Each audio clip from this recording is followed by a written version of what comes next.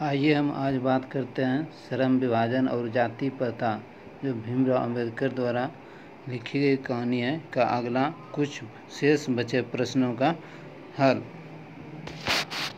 जाति प्रथा मनुष्य को जीवन भर के लिए एक पेशे में बांध देती है। उसे कोई अन्य पेशा चुनने की अनुमति नहीं होती है, भले ही वह उस पेशे में पारंगत क्यों न हो। आधुनिक काल में उद्योग धंधों की प्रक्रिया व तकनीक में निरंतर विकास के कारण कभी कभी पेशों में अचानक परिवर्तन हो जाता है। इस स्थिति में व्यक्ति को पेशा का बदलना यानी अपने कार्यों का बदलना अनिवार्य हो जाता है। लेकिन जाति प्रथा के कारण पेशा बदलने की अनुमति नहीं मिलती है। यानी जाति प्रथा कारण पेशा बदलने की अनुमति नहीं मिलती है का मतलब क्या है? जो जिस जाति का और जो कार्य करता है वही कार्य करना चाहता है, नहीं मिलती है। इस स्थिति में भुखमरी तथा बेरोजगारी की समस्या खड़ी हो जाती है। इस प्रकार जाति प्रथा भारत में बेरोजगारी का एक प्रमुख और प्रत्यक्ष कारण बनी हुई है। यानी प्रश्न संख्या 5 का उत्तर, यानी जाति प्रथा भारत में बेरोजगारी का प्रमुख और प्रत्यक्ष कारण कैसे बनी हुई है, जो इस प्रकार है। प्रश्न संख्या 6, लेखक आज के उद्योगों में गरीबी और उत्पीड़न से भी बड़ी समस्या किसे मानता है और क्यों मानता है? लेखक कह रहा है कि आज के उद्योगों में गरीबी और उत्पीड़न से भी बड़ी समस्या किसे मानता है और क्यों मानता है। तो ये देखते हैं। आइए इसका उत्तर, लेखक आज के उद्योग में गरीब और उत्पीड़न से भी बड़ी समस्या जाति प्रथा को मानता है। किसको मानता है? तो जाति प्रथा को। इसका कारण यह है कि इस प्रथा में व्यक्ति की रुचि तथा क्षमता की उपेक्षा की जाती है। व्यक्ति स्वेच्छा से यानी अपने इच्छा से कोई भी दूसरा पेशा नहीं अपना सकता। फलतः रुचि तथा व्यवस्था बस काम करने के कारण व्यक्ति की कार्य क्षमता घटने लगती है और वह दुर्भावनाओं से ग्रस्त होकर यानी गलत नीतियों से ग्रस्त होकर तालु प्रवृत्ति का हो जाता है, यानी कमज़ोर प्रवृत्ति का हो जाता है। इससे यह स्पष्ट होता है कि आर्थिक दृष्टि से भी जाति प्रथा हानिकारक है।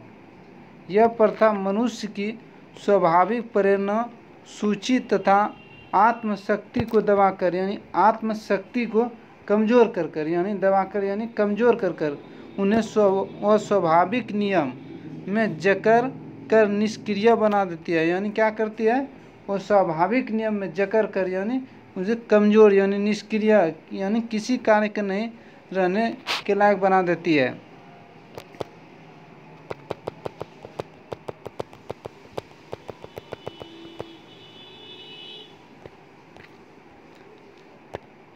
अगला प्रश्न संख्या 7, सच्चे लोकतंत्र की स्थापना के लिए, किसके लिए? तो सच्चे लोकतंत्र की स्थापना के लिए लेखक ने किन विशेषताओं को आवश्यक माना है? कह रहा है कि सच्चे लोकतंत्र की स्थापना के लिए लेखक ने किन विशेषताओं को आवश्यक माना है? तो इनका उत्तर है कि सच्चे लोकतंत्र की स्थापना के लिए, किसके लिए? तो सच्चे लोकतंत्र की स्थापना के लिए लेखक ने समाज में स्वतंत्रता यानी आज़ादी, स्वतंत्रता, समानता तथा भाईचारे की भावना का होना आवश्यक माना है। किसका होना? तो स्वतंत्रता, समानता और भाईचारे की भावना का होना आवश्यक माना है। लेखक का मानना है कि ऐसे ही समाज में सबके कल्याण एवं सहयोग की भावना होती है। समाज के बहुविध यानी अधिक से अधिक। बहुविध हरता में सबका समान भाग होता है। किसका होता है? समान भाग। सबका समान भाग होता है।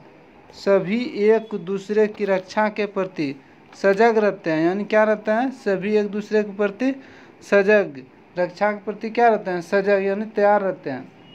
ऐसे समाज में इतनी गतिशीलता होती है कि कोई भी वांछित परिवर्तन समाज के एक छोर से, यानी एक छोर से दूसरे छोर तक संचारित होते रहते हैं। क्या होते रहते हैं? संचारित होते रहते हैं। इस पानी की तरह, दूध और पानी की तरह। क्या है? इसको दूध और पानी की तरह, दूध पानी की तरह भाईचारे का मिश्रण है। यानी जिस प्रकार दूध और पानी को आपस में मिला देने के बाद एक समान हो जाते हैं, ठीक उसी प्रकार जो है ना, कवि कह रहा है कि दूध पानी की तरह भाईचारे का मिश्रण है। इसमें सामूहिक जीवन चर्या की एक रीति तथा समाज के सम्मिलित अनुभवों का आदान प्रदान होता रहता है तथा साथियों के प्रति श्रद्धा तथा समानता का भाव रहते हैं। साथियों, वीडियो अच्छा लगे तो सब्सक्राइब और लाइक क्या करें, ताकि हमें अगला वीडियो बनाने में मोटिवेट करे। श्रम विभाजन और जाति प्रथा का सभी प्रश्न संख्या यहीं पे समाप्त होता है। अब अगले अध्याय 2 का अगले पाठ में जिक्र करेंगे।